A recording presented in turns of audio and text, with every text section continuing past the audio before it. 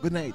Good night to Martin. Welcome to your favorite internet online program, www.sxmtalk.com. Of course, I'm your host, Christopher Emmanuel, and like I said, we're going to have a pretty interesting program for you tonight.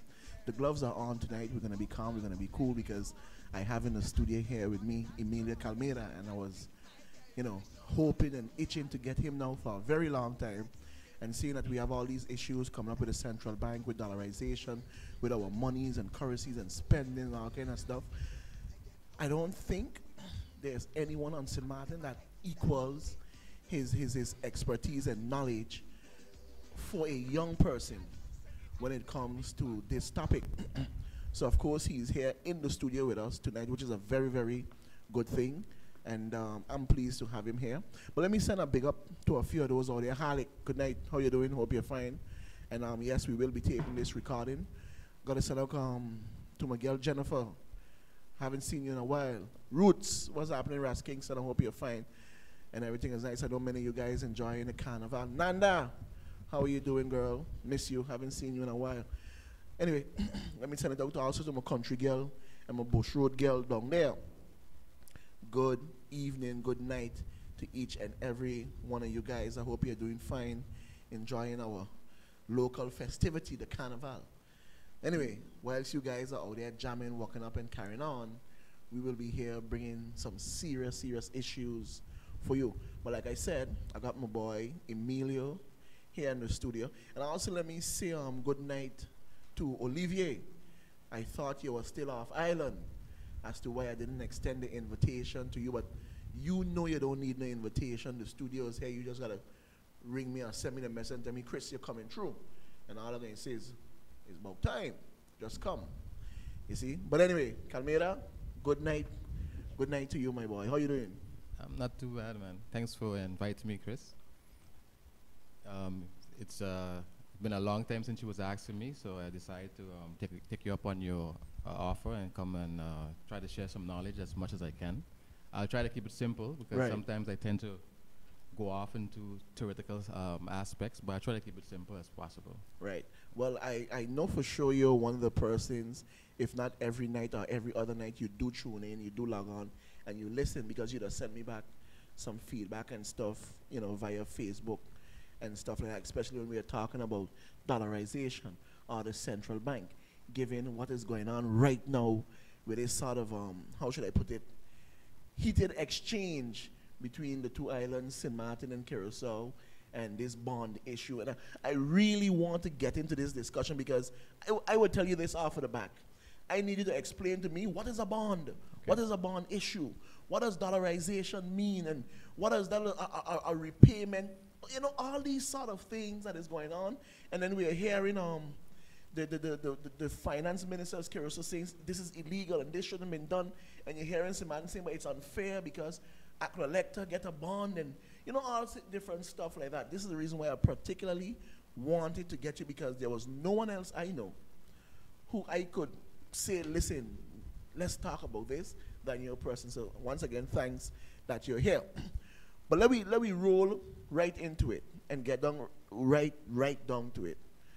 Your knowledge right now with the central bank issue, explain to the people of St. Martin what is a bond. What they mean by they float a bond or they give a bond or the central bank release $150 million bond. What does that mean, really? Okay. Basically, you have different types of bonds. You have corporate bonds, which is basically from a business side, and you have government bonds. Now, in the case of the bond for the harbor, you can consider that a corporate bond, but it's kind of ticklish because we know that the harbor is technically a government-owned company. The thing is, a government-owned company can operate on its own, have its own statutes and what have you. At the same time, government can guarantee. And basically a bond, in essence, is a loan. Okay, it's basically a loan. And so in this case, the harbor is borrowing money in order to do certain projects or what have you. In this case, government can or cannot, for example, guarantee that bond in terms of, let's say they don't meet the obligations or what have you. then of course government will, actually us will be liable, because technically we are the citizens and government are representing the citizens. So if governments guarantee a bond, that means to say if something goes wrong, the country in itself is liable. In this case, it was not transparent enough for me then to know if government did guarantee that loan.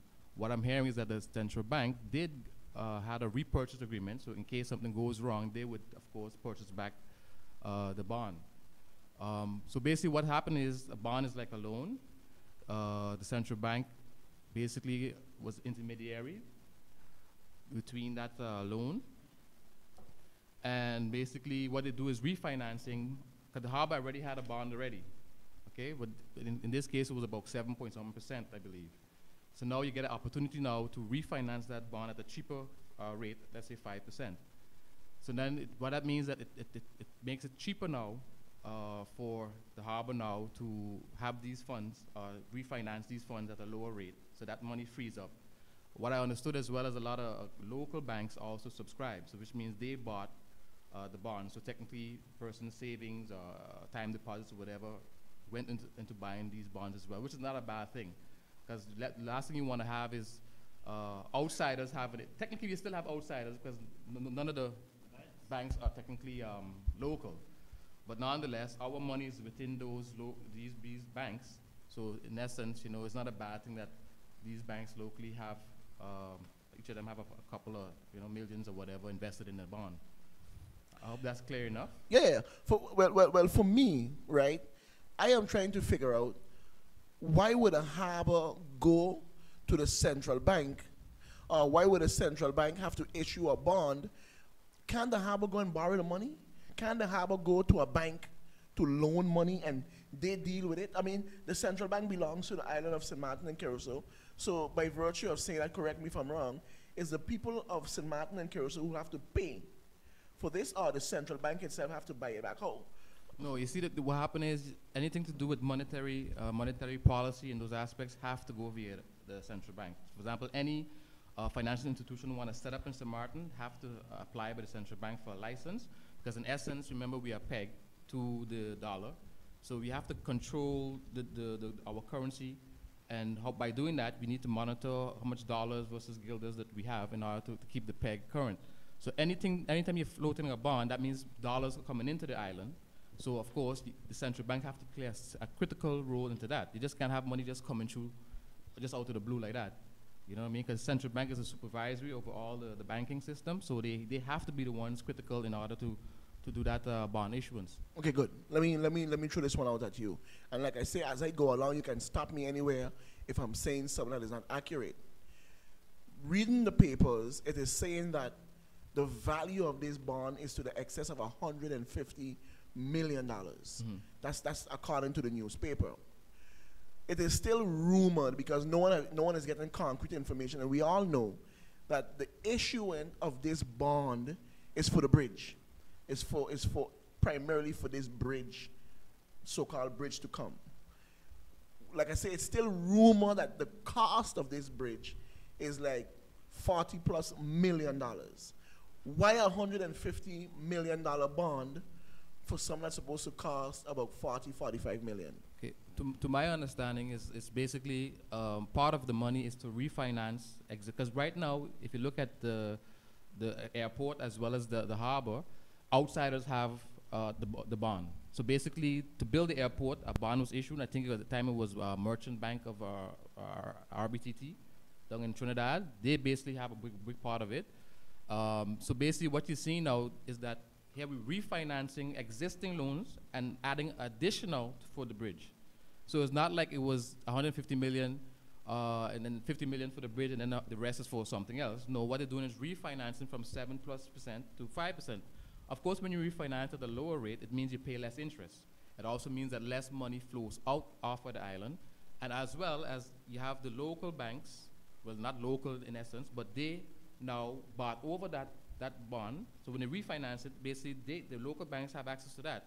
So the money tend to kind of like circulate now within the community to some extent. Okay, because I always say some extent because, like I said, the banks here are not really locally owned. But by saying what you're saying there, the central bank also set up a communique saying that the bank should not loan money right now for a period of 6 months. Right. So if money is staying within the banks and staying here, why shouldn't they lend money out for 6 months?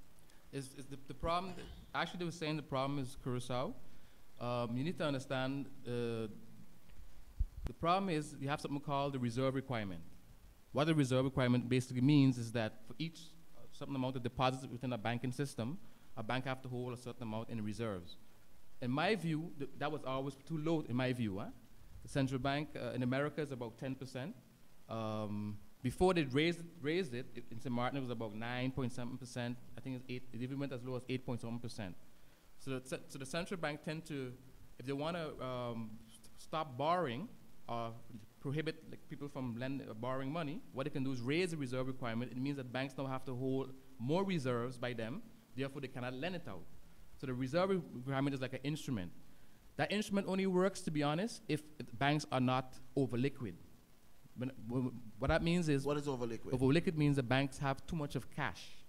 And why they have too much of cash? Because if you look at the people in St. Martin, a majority of them are not, cannot qualify for certain loans.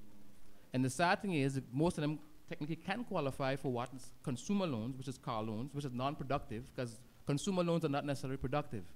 So here, the topic of the reason why they froze it is because now they couldn't use the, now this wasn't an IMF report, so I don't know why the central bank even chose to use the reserve requirement in the first place, because they know in the IMF report, it had a case study done where they show that once banks are over liquid, the reserve requirement doesn't work. So technically the freeze should have been done from the beginning. I'll explain why. I'll give a simple example between someone who is a taxi driver and they say me, I'm just want a car just for personal use, okay? And the taxi driver wants the car, of course, for taxi services. Good. Now when the bank issued a loan to both of us for 3 years, the good thing about the taxi driver is they're getting access to tourists. So what's happening is they're extracting money, right, from the tourists and then paying back their loan. And when they pay back the loan, two things is happening there. They're taking money out of the community as well as or getting money from persons from the United States, and that money is paying back the loan. So the loan is productive. So you see what I'm saying? Me now, a personal loan, I'm going to take the personal money, buy the car with, but then I don't extract money out of society. There's nothing gaining from it. Right. So what happens is that when you have consumer loans that are not productive, it causes inflation. Another thing is that most of the money flows out as well. The dealers, for example, of lawn or whatever I bought the vehicle from, what happens? You have something called a retention rate. What that means basically is that when I give lawn, let's say $20,000 for my vehicle, how much of that leaves the island to go to the dealer or the head dealer outside? Because we don't produce anything locally, right? Everything has to flow outside. So what happens is every time I convert the guilder or whatever, money flows off, it puts pressure on our reserves. You understand? Now, putting pressure on the reserve is not an issue if trade is reciprocal, meaning that it goes in a circle. So it means that every time I buy from United States, equally, America should be buying from me, whether it's tourism or whatever. We don't have anything to produce, but we have tourism. If the tourism product starts to drop in comparison to how much we import, it becomes a problem. It also becomes put pressure on our peg. Let me explain the peg. Peg means that if you have 1.79 guilders, ideally you have to have $1 in order for a person to buy stuff overseas. You have to have that $1. If you don't have $1, you have 50 cents, then you have a problem. Because then you could get devaluation. You understand? So you have to find a way to bring that 50 cents to $1 in order to back it by 1.79. Right. Of course, if you have 1.79 and you have $2, hey, it's better because then you have excess reserve, and that's what you want to have. Okay, so that's not a bad position to be in. But what we've seen happening is that because of the crisis or whatever, Americans are not, even if Americans coming here, you have to look at the value of the transaction. Yeah. So not because the individual comes to St. Martin. I mean, he's spending. And if he's not spending, he's no value to us. You have to look at the value of that person in terms of how much he spends. Mm-hmm. So yes, we can rant and rave. You have 1 million tourists, cruise tourism coming here, but what are they spending? You see what I mean? If they're not spending, of course, then you could say, okay, our reserve is dropping. Hey, so let's dollarize. But that's not the problem. Because even if you dollarize, you still have to deal with the issue of... I want to come to that, especially that dollarization issue. Let me ask you this question, because I'm listening to what you're saying, and correct me if I'm wrong, but in other words, you're saying that the central bank haven't done anything wrong in terms of issuing the bond for the harbor because, there's a buyback mechanism in that process. Why is it that Curacao politicians is saying that is bad, that is illegal, that is wrong? We have the Minister of Finance, Minister Jamaluddin, saying that it is illegal, it is wrong. We have Hedman Wales from Pueblo Ciudadano saying we're going to have a protest march because what the central bank did, it is wrong. Why we have two different ideas, situations coming out? St. Martin saying we have the right, Curacao saying that it's wrong and it's illegal. Well, I think in a sense of approval, I think there where it went wrong. In terms of, if I know, similarly, I'm a part of a foundation, and as a foundation, we have three, four board members. Now, I as a treasurer, cannot go make decisions on behalf of every one of the thing. I think what happened is what they're saying, what's out there in the media is that Trump went ahead and approved this thing without the other persons knowing. Now, to me, I find it kind of weird because normally, if you're going to issue something like that, I'm assuming the other board members or higher bodies within that banking system, at least two other persons, should also approve that. What I'm understanding is that that was not the case. One person took it upon himself, which I find strange, of course. I'm not sure if that is entirely true. But what they're saying is one person took it upon himself to allow or approve the bond issuance. If that's the case, then that's when it's wrong. From an economic point of view, it is also wrong because what is not being said is how is that bridge productive? You understand what I'm saying? Yeah, that's the part of it how that I want to know. Because what's going to happen ideally is that most of the money is going to flow off island. Because, I mean, the material, let's be honest, the material that's going to need for that bridge, you can't make it in St. Martin. Coming off the island. Experts that coming in to think, is not in St. Martin. Most of them not going to be in St. Martin, so that money is going to flow off as well. Right. And so I don't know how that is planned to generate, pay for itself. But this is the thing, right? Mm-hmm. Explain to me how the central bank functions, because if I decide to go and apply for a personal loan, apply for a mortgage, apply for something, I have to go with a plan. The banker is going to sit down and say, okay, you can pay this back how? Okay, you're putting 2-3 apartments down here, so 2-3 apartments, we're going to take 2 apartments to pay it back. You could hold one to pay this and pay that. So they are seeing where money will be generated from the money that I'm borrowing or they're going to loan to me. Shouldn't the central bank operate on the same principle? Because you give money for a bridge and, actually, what is the coming back aspect? Where's the development? What's the purpose really?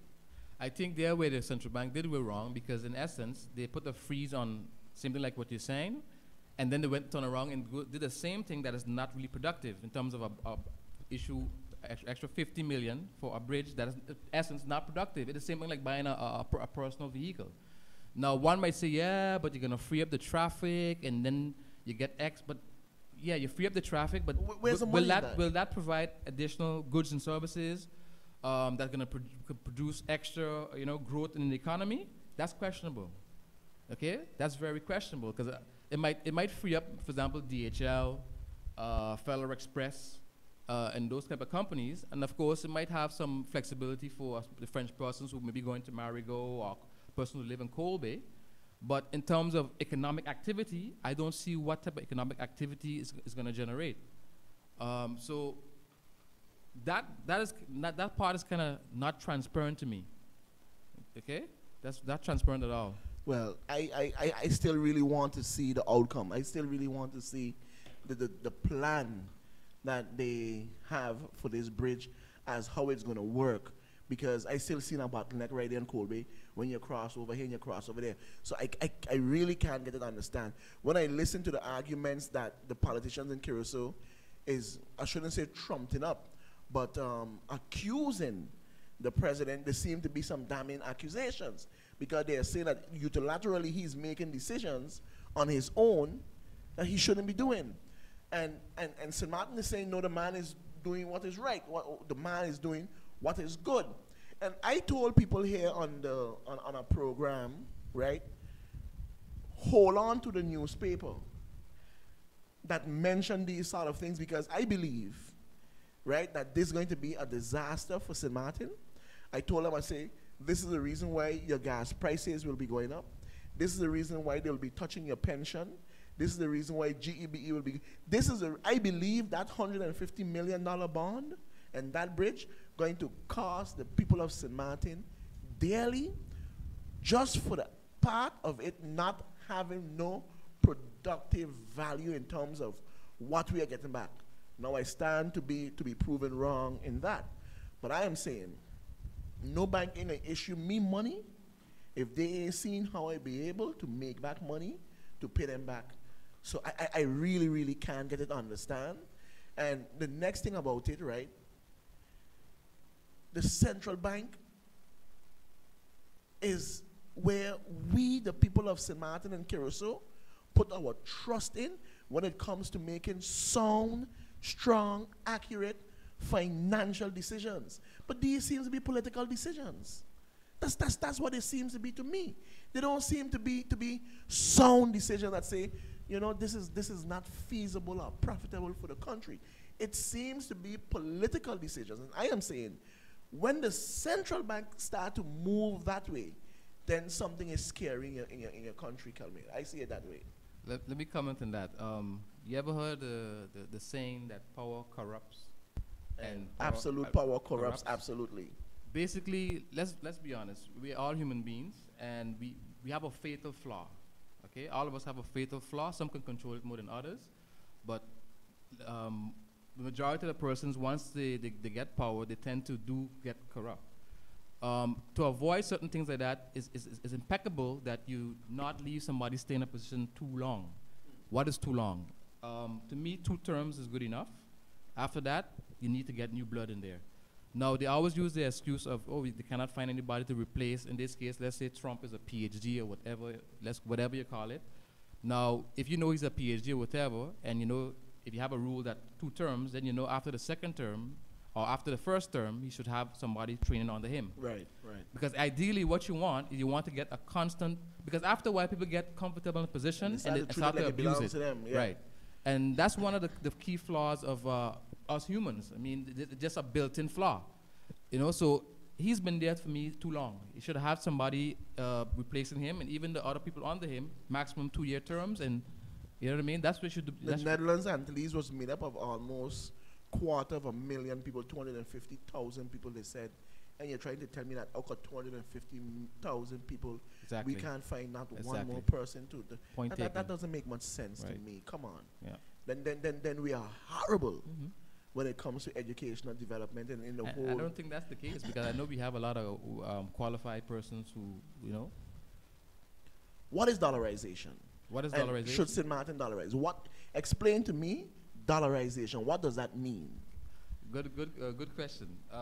But before we get into that, I want to just touch on a few things first before we get into dollarization. But let me say this though: dollarization will affect persons in different ways, and there's always 3 sides to a coin or 3 sides to a story. In the coin aspect, people always think there's 2 sides to a coin. Actually, there's a small part. If you kind of like look at it vertically, there's a small portion there that actually is a side. Now, when I say there's 3 sides to a story, you have, of course, what you say, what I say, and there's the truth. Now, dollarization, to go into dollarization, you need to understand what is money actually. So if I ask you, for example, Christopher, what is your understanding of money? What is money actually? How would you answer that question? Boy, that's a very good question. I've never really had somebody ask a question, what is money? You see, let me put it this way. I remember one time there was some, and no disrespect to Jehovah's Witness, came on my door and they was knocking on the door, and the gentleman started to speak to me, and he said, do you know the way to happiness? And I said, yes, I know the way to happiness. And he was like, oh, okay, good, my son. So you found the Lord and Savior. I said, no. He said, but then you ain't find a way. He said, but then you ain't find a way to happiness. I say, yes. The way to happiness is having lots and lots of money. That's the way to happiness. And he looked at me and he was like something is wrong with this young man. And and I've always seen money as the tool to make one's life better. or to enhance one's life. But I've never had nobody ask me that question really, and because I can't even answer it. What is money? That's good, because I want to explain it to you, and then also the persons that are listening. If I drop you on an island with $10 billion, right? Basically, both were shipwrecked. I drop you on an island with you were shipwrecked on an island with $10 billion, right? Now, the island doesn't have any drinkable water, no arable land. Arable means that it can plant, to eat, or whatever. Now, answer me now. What would that $10 billion mean to you there? Toilet paper. Why? Because it's $10 billion, but it's $10 billion. Yeah, but I can't do nothing with it. It's useless. But why? Because I can't spend it. I can't. What do you mean you can't spend it? What am I going to use it for? What am I going to use it for? I can't purchase water. I can't do nothing with the land. What good is the money if I can't do nothing with it? Beautiful. Hold that thought. Hold that thought. I'm coming to that now. Now, when we talk about money, we need to understand what is trade. Okay? Now, what is trade? Back in the days, trade was done primarily via bartering. And the interesting thing about trade, what people don't realize, is that when I barter with you, let's say you have this BB, I have an iPhone, you want what I have, and I want what you have, you decide to trade it. When you trade, well, what happens with trade and bartering? Property rights are being exchanged, meaning you getting one property right, and I'm getting another property right.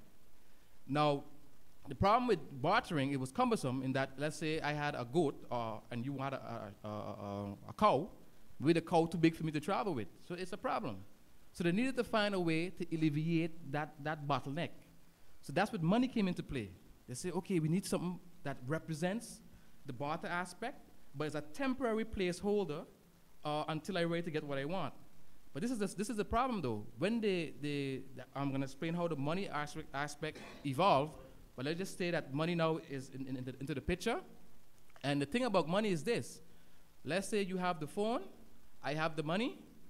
I bought the phone from you, now you have the money. But technically, the trade has not been complete.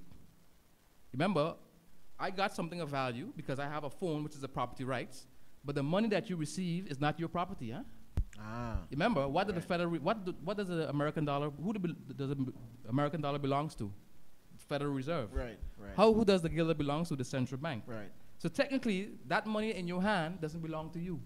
Matter of fact, until you buy something of value, or property rights has been exchanged again, then technically that transaction has been completed. The item. No, the trade. The transaction. Right, because if I'm trading with you and you hold on, you have the money, and you didn't go and buy something that you need as well, that trade is incomplete. Until you actually physically buy something, food, land, whatever. Okay. Someone just said it's a form of exchange. Money is a form of exchange. No, but that's what I'm trying to get at now. Right. So basically, you need to understand that once property rights has not been exchanged on both sides of that trade, it's incomplete. And money is just a temporary placeholder for that when you're ready now to claim your property, the property rights from anybody in society, then you could use the money for that. Okay. See, that's what it is, because actually there's nothing more pure than barter. But barter have a limitation, is that for example, I have to have somebody who coincidentally wants what I want. He wants what I want, wants what I need. You know what I mean? So because of that limitation, money came into being. Now you need to understand that money transitioned from commodity money. So commodity means that gold, silver, that was actually money back in the days. Then it went to symbolic money. So what is symbolic money? Symbolic money is when people actually store the money by the goldsmith, the gold by the goldsmith, and the goldsmith gave them a receipt saying you entitled to this gold anytime you present this receipt. But what happened is people decided, oh, I don't want to go back for the gold, but I want to buy this from you. Here's the receipt. I transfer that. It's like endorsing a check. So that's what they keep doing. So the goldsmith realized, but yo, these people ain't coming back for this gold. So he started to issue extra receipts to persons, but he lent it to them. But what happened is now, when you lend it to other persons now, here you have somebody now with a receipt, have the same claim to the gold, as a person who really have claim to the gold. And what happened is when people start to make a run at the goldsmith, right, the system started to crash. But what is so strange to me, that system is still in place today in something called the fractional reserve banking system. It's still today. It was an old system from in the past, and they're still using it today. But that's besides the point. So money went from commodity to symbolic, right? This is the tricky thing now. From symbolic money now, it went to credit. Why? Because when they abandoned the convertibility, meaning that you no longer can claim from this receipt now, or the bill that you have, you cannot claim no gold or silver anymore. What that means then is that money has transitioned now into something called credit. What is credit? Credit is basically an IOU, okay? What is credit backed by is backed by a nation, because it's not backed by gold anymore. So when you tell me you want to dollarize, right? I saying to myself, dollarize for what? Wait. Reverse a little bit. You said money is backed by a nation and not by gold anymore. What do you Correct. mean by that? Basically, during the we have something called the Bretton Woods Agreement, where all nations came together and they decided to initially peg it towards gold, and then it actually decided to use the dollar later on, because the American economy was seen as the biggest economy back then. But then the dollar was also tied to gold, meaning that you could physically take a dollar bill and actually convert it back to gold. But there's a whole long story within the Bretton Woods Agreement, but what you need to understand is that in 1971, Nixon, because he wanted to fund the war, they basically abandoned the Bretton Woods Agreement. From since then, money became credit, meaning it's not backed by anything tangible. You need to understand it. It's not, remember what I told you about property rights? Right. When if I do barter with you, I'm getting something of value. But when you now give me something of credit, I can't claim gold for that dollar bill anymore, or nor a guilder bill. So what I can claim for it, what I can claim goods and services from anyone in society, because anyone in society is willing to accept the dollar bill. You understand what I'm saying? But at the same time, they cannot claim gold for it. So money has transitioned from commodity to symbolic, from symbolic to credit, and now to credit clearing. The two aspects are still being used today in the banking system, meaning if I transfer money overseas, physical money don't really go. No. Banks have interbank accounts with other banks. So what happens is, they subtract, when I transfer money over there, they subtract the bank's accounts here, et cetera. Same when you do a check. The check clears via the central bank, and then accounts are being debited and credited. So there's no physical money being transferred. That's one thing you need to understand. So money is technically is no value. I was just want to say, because it has no value. So then there's no value in money. Not anymore, because it's not backed by anything. So where's the value in the country? Value is that people agree to accept it as a medium of exchange. That's the only value it is, and you have to use it to pay taxes. So that's where the value has been derived, because if I have to pay taxes, I have to use that medium of exchange in order to pay my taxes. So that's when the value comes into play. So in essence, now money should be backed by the ability of your people to produce goods and services. We should have really be on camera for this talk, man. Okay. Should have really been on camera. Very interesting. Yeah. And our camera is working on that, because I like the talk, because now we are really getting down to the nitty-gritty of things. But I reached there yet. No, go ahead. Continue. Don't let me stop you. So now you need to understand now, to print a bill, right? In my America bill, it costs about 4 cents to print a bill. One bill? Yeah. It could be $100. It can be $500. It doesn't matter the figure. It doesn't matter. Because 4 cents. like I said, it's just paper with a number on it.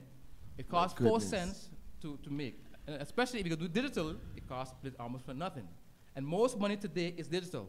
There's only about 3% in America, US dollars, there's about only 3% physical.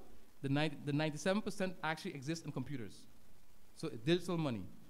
So if you're gonna make money, it costs about 4 cents to make US dollar. But here's the problem now. If you dollarize, right, and you want money, you're not gonna get it for free. Before you gotta tell us what dollarization means first. Okay, dollarization, basically, you have different types of dollarization. You have full dollarization, and you have dollarization, for example, what we have now, which is we peg. So we have $1 equivalent to 1.79 guilders. That's not fully dollarization. Fully dollarization when you actually abandoning your own currency, period, and then decide to use the dollar. But what you need to understand, why do you peg a currency? You peg a currency because, of course, you have a trading partner.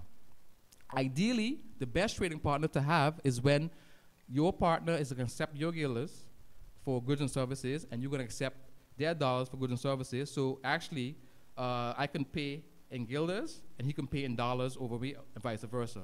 We don't have the situation with America, because America do not accept guilders. Okay? As America only accept dollars. So technically, to me, that's not really a trading partner. ideally it's not a full trading partner. Because if you want to buy anything in the United States, we have to convert to dollars and then send it out. They can come here with their dollars and buy anything. Right. Another thing that I disagree with is that we allow the person to come in here with dollars and circulate the dollars without converting. Right? We should never do that because remember, St. Martin is a flow-through economy. For example, someone could come to St. Martin, do business with somebody who's not even registered, basically not on a radar screen, and then leave the island, and then we don't tap into that. Now, when you make everyone convert to the guilder, right, we keep in their dollars as reserve. And everyone have to convert. Even the real estate prices should have been focused in dollars. I'm going to explain, sorry, in guilders. I'm going to explain you why. If you take up a real estate book nowadays, and you see the value of our real estate property, ideally, it says when you have a peg with a country, similar property or goods, valuable assets have to be the same. So what that means is basically in America, you have a same type of property in America for like, let's say $100,000. In St. Martin, it should be equivalent. So the same type of property should be the same. In St. Martin, that's not the case. In St. Martin, the same property in St. Martin will cost you about $200,000. So in essence, I find our peg is too low. Actually, we should have revalued our currency, okay, to reflect our, remember value in terms of land, that's real value. Money in its essence is not real value. In America, is devaluing their currency all the time because they're printing too much of it, okay? So if you want to say talking about dollarization, it's stupid. But, okay, all right, look, now, in the beginning I said I don't think there's no one in our age group in their 30s that is so knowledgeable and versed in this field than your person. And I'm listening to what you're saying. I'm digesting what you're saying. Why is it that we have these smart individuals in government who is trumping up the idea that we should dollarize? Why? Why? Because I'm listening to what you're saying, and you're saying it is not a good idea. St. Martin shouldn't do it. But we have these smart individuals saying we're going to do it. And we're going to do it without any sort of research, no sort of querying, but we're just going to do it. Why is that? The beauty of it is that when you read the IMF report, I'm not too keen of the IMF. I mean, they're changing now, but in the past... You did say you don't really like, you know. Right. But to me now, they seem to be going in the general direction of, you know, giving good advice. Because in the past, you know, you had some bad things that the IMF have done together with the World Bank. But IMF, in the report themselves, said it's not a good idea to dollarize at this time. Remember, dollarization is not going to solve our balance of payments problem. Why? Because we don't produce nothing. All we do is rely on tourism. The problem with tourism is that if a tourist come here with $500, can spend $500 a day for hotel, between hotel, food, and et cetera, right? Now, the question is, how much of that $500 have to leave the island to buy the same food the tourists eat, right? The same lodging that the tourist stays in, most of the material for the lodging or whatever had to be imported anyhow. So you need to understand from that $500, only maybe about $200 maybe remains in St. Martin to give between salaries and et cetera, et cetera. The $300 flows back out again to buy the same goods and services, or goods rather, for the tourists to use locally. So of course now, even if you dollarize, the question is, what product you're going to create, or matter of fact, how you're going to reduce your costs of living on St. Martin. Okay? One of the biggest things that we pay is oil. Okay? If you want to dollarize, then you have to find ways to go green. You know, to limit the impact of the flow of money going out. Because remember, even states within the United States go bankrupt. If you don't have enough activity, economic activity, you can go bankrupt. The same thing with St. Martin. You dollarize, you're not going to solve the balance of payment issue. Then I come back to my question. Why are these smart people saying let's dollarize? Simple. I said again, there's always three sides to a story. Now, if I'm a business person, have access to America, Canada, Europe. Okay, let's say I'm American or European or whatever. I have businesses globally, right? Of course, dollarization makes sense for me. I don't have to pay the 1% transaction cost anymore, okay? And the thing about it is you need to understand everyone tends to look at things from their perspective. Whereas I tend to look at the helicopter view. Okay? Above- Dollarization above for me, looking down. to be honest with you, dollarization for me, right, would be very beneficial. But for the majority of the population, it won't. So I cannot say, if I'm selfish, I would say, you know what, let's dollarize. But I know what's going to happen with the majority of our population, right? You have a lot of people sending money out, but ideally, if you're going to dollarize, you have to then stop. What do you have to tend to do in order for dollarization to work? There's a number of things you have to do for dollarization to work. One of them would be prevent, as much as possible, or make the use of using the dollar expensive. Make the use of using debit cards very cheap. You understand what I mean? Why? Because that means that you don't always have to be buying dollars. If everyone is transacting via the debit card issue, what you're doing now is that you're using digital money. So you have a lot of people who are foreigners from here would say, yeah, dollarize, but if we had to do something like that, a lot of them are getting into a problem because a lot of them don't even, like, illegals cannot get a bank account. No. You see? So they have to be careful that people who are here saying let's dollarize because they think that, oh, money, cheaper to send money out or whatever, they got to be careful as well. Huh? So in other words, dollarization would work best for the businessman. And seeing that all these government officials are into business, I could see why they would want to dollarize. What is the cost? What would be the cost, though, for St. Martin to dollarize? Because I don't think we could just go to the United States and say we're going to use all your money and there's no cost to it. Okay. What would it cost to dollarize? What are we going to gain and what are we going to lose as it is right now? Because what is wrong with the guild, though? But what would be the cost to dollarize? Okay. And what's the cost of dollarization? So first of all, you have to look at all the citizens that have guilders, right? Have a guilder account.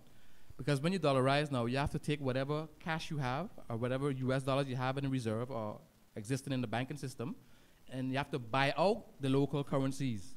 So let's say you have 10,000 guilders in the bank. Now the government now would have to offer you now 5,000 whatever dollars now to buy you out. So they can buy out the guilders from you. So first of all, we need to have enough of that. Okay? Let's say we have it. So we're able to buy up all the citizens from the guilders and give them dollars. The second thing is now, you need to understand is that what if now we don't have enough reserves? Because remember, reserves, you're still going to need to have dollar reserves, huh? Because remember, we import more than we export. Right. So here we have a situation now, we don't have the 3 months reserve that we need. We still have to now go knock on America and say, hey, we want to buy or borrow or whatever you call it from you. We're not going to get it free. It comes at an interest cost, right? And the interest cost is much more higher than what people think. Remember what I told you before, 4 cents, it costs 4 cents to create a bill. Right. We don't buy it at the 4 cents. If you want to buy $100, let's say we want to buy $100 bills, right? Say we have to buy or borrow it. If we're borrowing it, we're borrowing $100 bill. We're not buying it at 4 cents. We're not borrowing it or paying for it 4 cents for it. We're paying $100 plus the interest. Plus interest. You understand? So America is benefiting in that term you call signage. Signage basically means the difference between what the actual bill can buy and how much it costs to make it. In this case, America is benefiting twofold because we don't benefit. Right now, the central bank benefits because their own cost will be, like we say, 10 cents to make. And of course, if they make a 10 guilder bill, I can buy something worth 10 guilders, whereas the central bank only paid 10 cents to make it. So that's the profit margin that central banks would have or currency have. Go ahead. So when you dollarize now, you don't have that anymore. Matter of fact, it's worse because, like I said, if it costs America 4 cents to make, we're not buying at 4 cents. We're buying $100 bill for at $100 face value plus interest. But then.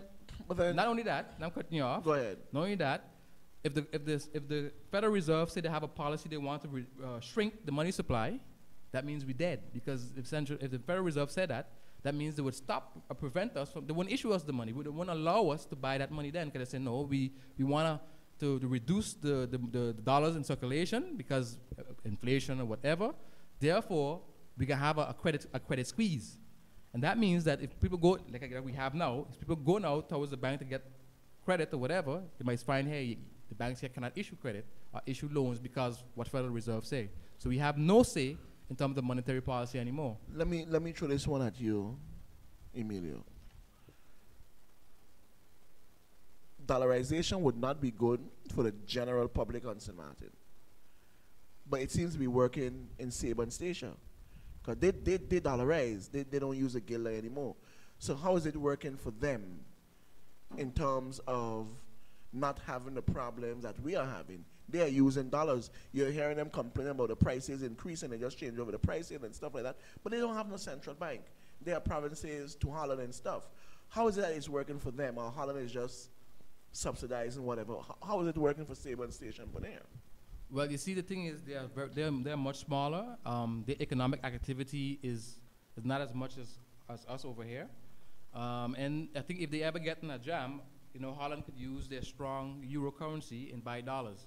So I don't think it's a big issue for them. What they do having right now is the high inflation costs in terms of the cost of living has gone through the roof. Right now we're seeing that same trend in St. Martin, and it's going to get worse if you dollarize. Why? Simply because, like I said, we're trying to get rid of a currency risk, but we're going to go into a debt risk. Okay? What you're seeing happen right now, banks are over liquid, but yet the interest rates to borrowers is really high. Yeah. Banks, St. Martin banks don't want to dollarize for one particular reason. Right now, the Federal Reserve rate is about practically 0%. Okay, that means that banks can borrow from the Federal Reserve at practically 0%. So therefore, mortgages in America is about 3-4%.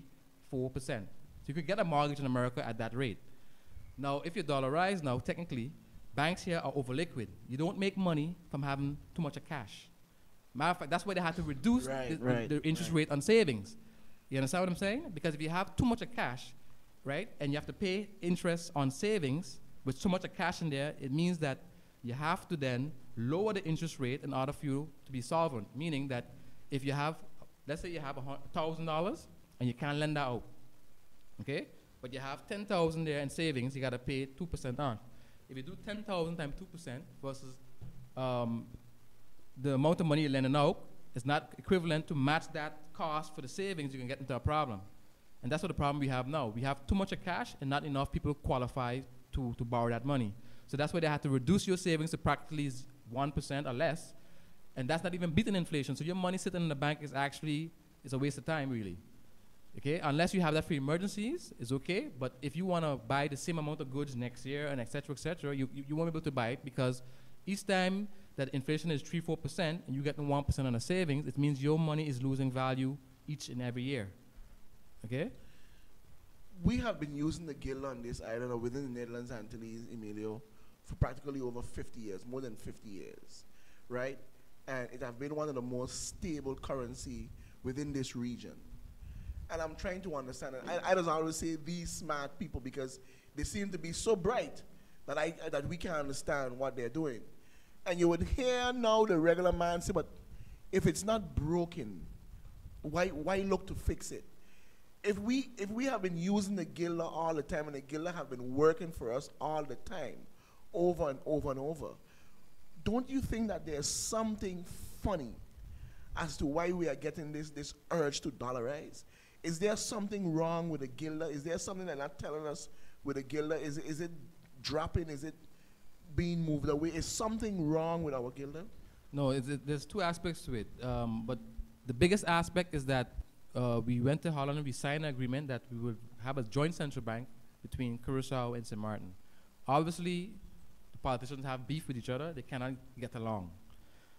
Now, getting along for the benefit of everybody else should be the order of the day. Of course, now we have egos, right? So because we have egos, we decide, you know what? We don't want anything to do with Curaçao. And because we cannot cannot have our own currency because the economy of scale, technically it's better to have, two countries with more people using the currency than to have this small little St. Martin have their own currency. So because we cannot get along, our politicians decide the easiest way out is to dollarize.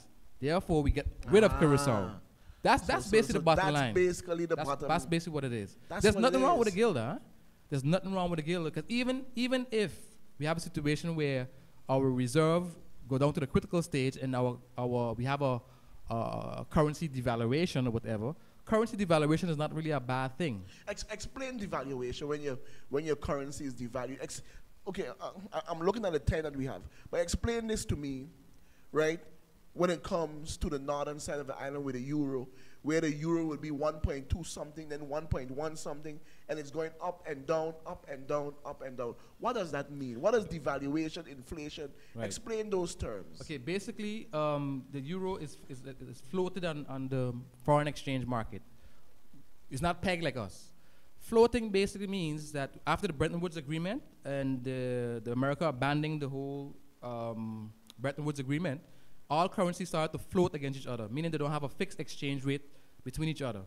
And because of that, they have a lot of speculation going on in the market. If you look at the foreign exchange market today, right, the average GDP of America is turned over in the market every day.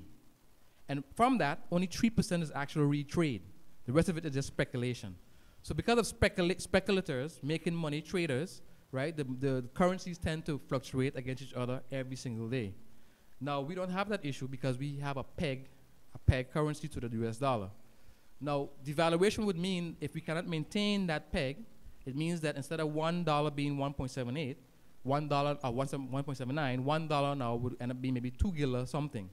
What that means is, essence, it makes imports more expensive, right? But it makes it technically the dollar now for the American will say, hey, the dollar will say, hey, we could spend now $2 something in America, and Mr. Martin, hey, let's go there.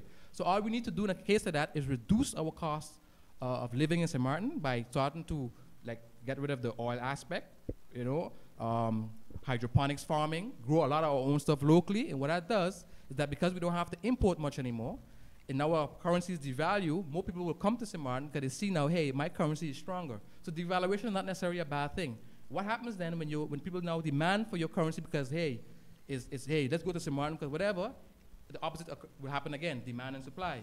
Demand for your currency will go back up, it will readjust again. Let me ask you this question, Emilio, because it is something that it still troubles me here on St. Martin whenever you go different places. And I need to explain to me why is it as it is. What's the exchange rate on St. Martin? Is it 1.80, 1.79, 1.77, 1.7? What? Because you go by GB, is 1 point something. You go by the regular store, is 1.80. You go to buy gasoline, is 1.7. I mean, why is it that we have so many different rates? Because we don't have no control, but officially... what's the rate? We don't have no control over what? What does that mean? We have a central bank. Yeah, but it's not being controlled. Actually, the official rate, let me see if I can remember correctly, I believe it's 1.79, if not 1.78, but I believe it's 1.79. I have the article at home that states what the official rate is. You got some banks that tell you 1.77 with a dollar. You got some places that tell you 1.78. No, but the banks are the only institutions that allow to make profit on the exchange. So they're allowed to do 1.82 banks, only banks. Any other institution, in theory, should use the official rate. But what is that official rate? 1.79. Where did 1.80 come from? Well, they're basically making a profit on basically a 0.01 cents per transaction. You ain't got no mic. Somebody there want to talk in the studio, they ain't got no mic. Yeah, because I did a program one time when I asked that same question and nobody could have really answered me. What is the rate here in St. Martin? Because everywhere you go different, they have a different rate. They have I have been to places where tell me 1.8, you know, we just take it for 1.82, you know. You know, we just take it for 1.80, you know. No, we don't do the exchange here for 1.7. And you go to GB is 1.7 something. And I'm saying to myself, but it seems to be crazy. Who is to control that? Well, technically, together with the central bank and maybe even the authorities, the person who control, for example, they go to supermarkets and stuff like that and control the cost of certain prices for bread or whatever, they should also be the one to be controlling that as well. But why won't these smart people get it done? It's similar like the TOT. Even government tend to use the TOT wrong. I mean, TOT is not a sales tax, but they tend to allow it to be used as a sales tax. You understand? And I'm seeing it over and over and over again. So if they're using the same turnover tax wrong, I mean, technically, who's to say they're not going to use the same exchange wrong? Yeah, I always... Now, let me tell you the problem I'm having right now with you on this program. We have reached to the end. And I still haven't gotten in the serious issue that I want to talk. You know what I think you need to do, Emilio? You need to have a program here, because I have learned so many things in this short period of time, right? That I want to learn more. I want to know more. And I'm saying to myself all the time that St. Martin seems to be in a chaotic state. We seem to be in serious trouble. But no one is talking those sort of things that you're talking. No one is listening to you, Emilia. I would go on your site, on your Facebook page, and I would read your articles. I would read your information. I may not respond, but I just read them. And I'm saying to myself, but this boy know what he's talking about, because we got these smart people and they seem not to be listening. My question to you is, why? Why not? But like I said again, there's always three sides to a story. And most people always tend to this is my problem I have with politics in general, right? When you become a leader, it means you sacrifice self for country. That's a given. Right. So if you have family or whatever, and you know you have an obligation to your family, then technically you should not go into politics. But if you decide to go into politics, you have to sacrifice self for country. People have a hard time doing that. People tend to go into politics to benefit their pockets. Right, right. So when you tend to do that, of course, certain things that are going to benefit you, you're going to gravitate towards, and certain things that going to hinder you, you're not going to go with. Or certain things that are going to benefit the wider populace or the majority of the population, not necessarily going to benefit you. So why would I do that? You see, that's why, for example, you have a situation when the president say, for example, the president's child is kidnapped. And the president have to make an order to sacrifice the daughter, because that's just one person for the majority. They tend not to leave the president make that decision, because of course he won't. He won't make it in the benefit of the majority. He's going to make it as a father for that child. Right. Same thing with politics. Okay? You have to have people in there who knows the helicopter view and make the decision based on everyone, and eventually it's going to come back to him in terms of he will benefit as well. But I mean, that helicopter crash for them, they ain't gonna helicopter view. But I want to thank you. I want to seriously thank you for coming in. I don't know when you can make it back again. Tomorrow I suppose I have another young lady coming in to talk about her entrepreneurship, her store and stuff like that, because we just want to change it up sometimes, because I could beat up on them so much. But I want to get into a lot of interviews, seeing that we get in our camera and stuff. We have the whole week coming up on except Thursdays and Saturdays, right? I know you have my number and stuff. Whenever you want to come on, just tell me, Chris, I want to come on. I'm going to make the time for you. Emilio, thank you very much for coming. Any last words? Okay, the last thing I need to know is if you're going to dollarize, make sure that your people own a lot of the businesses on the island. We don't own the business. If that's not the case, don't do it. Make sure that the person become entrepreneurs, and make sure that they also have investments overseas, that the money could flow back to St. Martin. If that's not the case, don't even think about dollarization. Then we shouldn't dollarize, period. St. Martin people, thank you guys for tuning in. Take care of yourself. God bless each and every one of you. Goodbye.